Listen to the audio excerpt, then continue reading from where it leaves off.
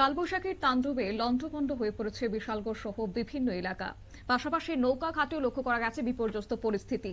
একটি বিশাল আকার গাছ ভেঙে পড়ে সাবরুম আগরতলা জাতীয় সড়ক রীতিমতো যান চলাচল স্তব্ধ হয়ে পড়েছে। তবে শুরুতেই বলছি যে বিশালগড় মহকুমা সহ একাধিক এলাকা রীতিমতো বিপর্যস্ত। প্রবল ঝড়, অন্যদিকে বজ্রপাতের জেরে ব্যাপক ক্ষয়ক্ষতির ছবি কিন্তু বিভিন্ন প্রান্ত থেকে উঠে এসেছে। চরিলামে প্রসঙ্গে আসা যাক, যেখানে মধ্যপাড়া এলাকায় হৃদয় বিদারক একটি ঘটনা সামনে এসেছে। স্বামীহারা এক অসহায় মহিলার বসত ঘরের উপর আচমকায় ভেঙে পড়েছে বিশাল আকার একটি আম গাছ। বিকট শব্দে আতঙ্কিত হয়ে পড়েছে গোটা এলাকা। ছুটে আসেন প্রতিবেশীরা এবং সেই সময় ঘরের ভেতরে ছিলেন ওই মহিলা এবং তার ছেলে। তবে অল্পের জন্য প্রাণে বেঁচে যান তারা এবং দ্রুত নিরাপদ স্থানে আশ্রয় নিয়েছে।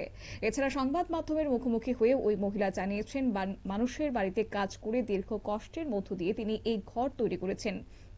আজ প্রাকৃতিক দুর্যোগে সবকিছু মুহূর্তের মধ্যেই ধ্বংস হয়ে গেছে।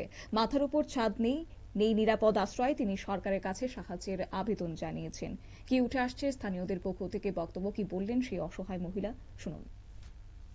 গোটা গাছ আমের থালা ভাঙ্গা পড়ছে ঘরের ভিতরে পইরা। আমি তো ঘরের ভিতরে আটকা দেখি কি শব্দ হইছে বাইরে দেখি এ আমের থালা ভাঙ্গা পড়ছে। ঘরের তুলি বিছনা ফাড়ি সব ভিজে গেছে গা। এরপরে দৌড়াইয়া বাইরে সেরা দেখি এই অবস্থা। এরপর আমি গরিব মানুষ, আমি ফোলাফান্ডি লইয়া এমনি চলি, এটার ভিতরে থাকি। আমার এটা বসত ঘর, ওখানে তো এই চাল ভাঙ্গা কি অবস্থা। আপনার ছেলে মেয়ে কয়জন? আমার এক ছেলে এক মেয়ে। হাজবেন্ড মারা গেছে? হ্যাঁ। কি করেন আপনি? আমি তো মানুষের বাড়িতে কাজ টাজ করি, ওইটা সেরা ফুলি আর কি কোন রকম। এমনি কিরকম ক্ষয়ক্ষতি হয়েছে ঘরে? ঘরে তো তুলি দেয়া জলপত্তা আছে, এরপরে ইয়ারও ভেঙে গেছে, তুলিটা ভেঙে গেছে গা। আসবাবপত্র জিনিস নষ্ট হয়েছে? হ্যাঁ, নষ্ট হয়েছে। আপনার এই বাড়িটা কোন জায়গাতে? এটা উত্তর চইলাম মধ্যভাড়া। আপনারা শুনলেন সেই মহিলার বক্তব্য। অন্যদিকে বিশালগড় মহকুমা হাসপাতাল এলাকায় ঝড়ের তাণ্ডবে বড়সড় ক্ষতি হয়েছে। হাসপাতালের একটি দেওয়াল ভেঙে পড়েছে এবং তার সঙ্গে গাছ ভেঙে পড়ে অবরুদ্ধ হয়ে পড়েছে তার সংলগ্ন রাস্তা। মহকুমা প্রশাসন একই সঙ্গে ফায়ার সার্ভিসের কর্মীরা ইতিমধ্যে গাছ সরিয়ে পরিস্থিতি স্বাভাবিক করার চেষ্টা করছেন, কাজ শুরু করেছেন তারা। এছাড়াও খবর রয়েছে সিপাহীজলা নৌকাঘাট এলাকায় গাছ ভেঙে পড়ে সাবরুম আগরতলা জাতীয় সড়ক সম্পূর্ণভাবে বন্ধ হয়ে যায়, যার ফলে যান চলাচলে ব্যাপক বিঘ্ন সৃষ্টি হয়। তবে প্রশাসন এক্ষেত্রে কিন্তু সতর্ক ভূমিকা অবলম্বন করেছে। প্রশাসনের তরফে দ্রুত রাস্তা পরিষ্কার করার উদ্যোগ গ্রহণ করা হয়েছে। সব মিলিয়ে প্রবল ঝড়ের ধাক্কা সামলাতে পারেনি বিশ্রামগঞ্জ হাসপাতালেও, সেখানেও ক্ষয়ক্ষতির খবর মিলেছে, যা স্বাস্থ্য পরিষেবায় সাময়িকভাবে প্রভাব ফেলতে পারে বলে আশঙ্কা করা হচ্ছে। যাই হোক, এই প্রসঙ্গে কি জানিয়েছে বিশালগড়ের ডিসিএম, শুনুন। মানে গোটা গাছ আমের এই দুর্যোগপূর্ণ আবহাওয়া হয়, তৎক্ষণাৎ আমরা সঙ্গে সঙ্গে আমাদের যে সাব ডিভিশন লেভেল যে ডিজাস্টার ম্যানেজমেন্ট টিমের মেম্বার আছে সবাইকে আমরা সতর্ক করি। তার সঙ্গে সঙ্গে আমাদের এডিশনাল এসডিএম আমি দুজনে তাড়াতাড়ি করে ডিজাস্টার ম্যানেজমেন্টের টিমকে নিয়ে এখানে চলে আসি।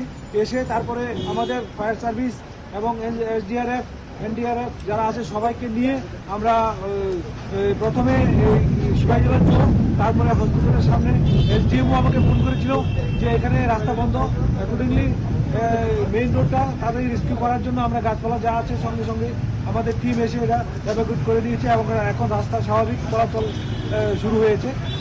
এরকম আরো অন্যান্য জায়গা থেকে খবর এসেছে, আমরা কনসার্ন তহসিলদারদেরকেও জানিয়ে দিয়েছি যে কার কোন জায়গাতে কিরকম ক্ষয়ক্ষতি হয়েছে সেগুলা ইমিডিয়েট আমাদের কাছে রিপোর্ট করার জন্য, এবং প্রত্যেক তহসিলদার তার কনসার্ন তহসিলে ভিজিট করে তারপরে আমাদের অসংখ্য মানুষ আমাদের কাছে জানতে চাইছেন।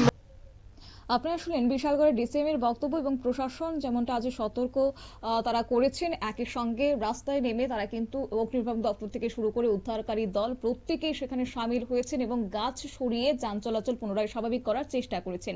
এছাড়াও আরো একটি খবর, যে ঝড়ের প্রভাবে এলাকা জুড়ে বিদ্যুৎ বিচ্ছিন্ন হয়ে পড়েছে, অন্ধকারে ডুবে রয়েছে একাধিক গ্রাম, যার ফলে সাধারণ মানুষের দৈনন্দিন জীবনে একটা চরম ভোগান্তির সৃষ্টি হয়েছে। যাই হোক, এবার অগ্নিনির্বাপক দপ্তরের কর্মীরা কি জানাচ্ছেন, শুনুন। এই যে প্রাকৃতিক দুর্যোগ আর কি, এটাই দেখতে এলাম যে একটু আগে আমার এমওআইসি একটু ফোন করলো যে হাসপাতালে এই জাস্ট কিছুক্ষণ আগেই, ঘন্টাখানেক আগেই যে তুফানটা হলো আর কি, সাইক্লোন, এর কারণে যে ক্ষতিগ্রস্ত আমাদের হসপিটালে, এটা দেখতে আসা। তো দেখলাম অনেক ক্ষতি হয়েছে। আমাদের এখানে যে হসপিটাল মেইন বিল্ডিং এর যে পেছনে যে গাছটা আছে এটা পুরোটা ভেঙে হাসপাতালের উপরে, এদিকে একটা গাছ আছে সেটা ভেঙে পুরো কোয়ার্টারের উপরে, মানে মোট কথা বলতে গেলে মানে অনেক কিছু ক্ষতি হয়ে গেছে আর কি। এই কারণে এটাই দেখতে আসা। স্যার, এত বছর পুরনো বিশ্রামগঞ্জ একটা হাসপাতাল, এখানে কি নতুন করে বিল্ডিং করার কোনো পরিকল্পনা রয়েছে কিনা? না, সেই রোগীদেরও এখানে অ্যাকচুয়ালি সেই পরিকল্পনা তো সরকারের আছেই, কিন্তু তার আগে একটা যে সিদ্ধান্তটা হয়েছে আমাদের এই বিশ্রামগঞ্জেই আমাদের ডিস্ট্রিক্ট হসপিটাল হবে, যে কারণে পাশাপাশি একই জিপিতে দুটো হসপিটাল হতে পারে না, যেহেতু ডিস্ট্রিক্ট হাসপাতাল হবে সেই জন্য আমরা একটু মানে এটা নিয়ে এত তবে এটার জন্য একটা যে মেনটেন্যান্সের যে একটা কাজ এটা অলরেডি আমরা কিছুটা করে নিয়েছি, আরো করার বাকি রয়েছে। তবে এর মধ্যে যে এইসব কিছু হয়ে যাবে সেটা তো একটা ভয়ানক অবস্থা হলো, যেখানে মেইল ওয়ার্ড রয়েছে, ঝরঝর করে বৃষ্টি ঝরছে। হ্যাঁ, বৃষ্টির জন্য যারা রুগী তারাও কেউ তো মেইল ওয়ার্ডে থাকতে পারছেন না। তাছাড়া যে লেবার রুম একটা ছিল, লেবার রুমটাও লন্ডভন্ড হয়ে গেছে। সেটাই দেখতে আসা, ল্যাবরেটরিও সেম। এটা দেখি কি করা যায়। আমি আমার যারা উপরে যারা আছেন ওনাদেরকে জানাবো আমার দায়িত্ব। আপনারা শুনলেন এই মুহূর্তে হাসপাতাল কর্তৃপক্ষের বক্তব্য। যেমনটা বলছিলাম যে প্রবল ঝড়ের ধাক্কা সামলাতে পারেনি বিশ্রামগঞ্জ হাসপাতালেও, সেখানেও ক্ষয়ক্ষতির খবর মিলেছে, যা স্বাস্থ্য পরিষেবা সাময়িক একটা প্রভাব ফেলতে পারে বলেও অনেকেই আশঙ্কা করছেন। সব মিলিয়ে এই কালবৈশাখীর তাণ্ডব রীতিমতো একটা আতঙ্কের কারণ হয়ে দাঁড়িয়েছিল আজকে। তবে প্রশাসনের পক্ষ থেকে আশ্বাস দেওয়া হচ্ছে যত দ্রুত সম্ভব পরিষেবা স্বাভাবিক করার, বিদ্যুৎ দপ্তরের পক্ষ থেকে আশ্বাস প্রদান করা হচ্ছে যে পরিষেবা যত দ্রুত স্বাভাবিক করা যায় তারা চেষ্টা চালাচ্ছেন। তবে এখন প্রশ্ন হচ্ছে যে ক্ষতিগ্রস্ত মানুষদের পাশে প্রশাসন কবে নাগাদ দাঁড়াবে এবং বিশেষ করে ওই অসহায় মহিলার মতো মানুষদের পুনর্বাসন কবে নাগাদ সম্ভব হবে সেদিকে তাকিয়ে রয়েছে এখন গোটা মহল। নিয়ে নিচ্ছি ছোট্ট একটি বিজ্ঞাপন বিরতির সঙ্গে থাকুন।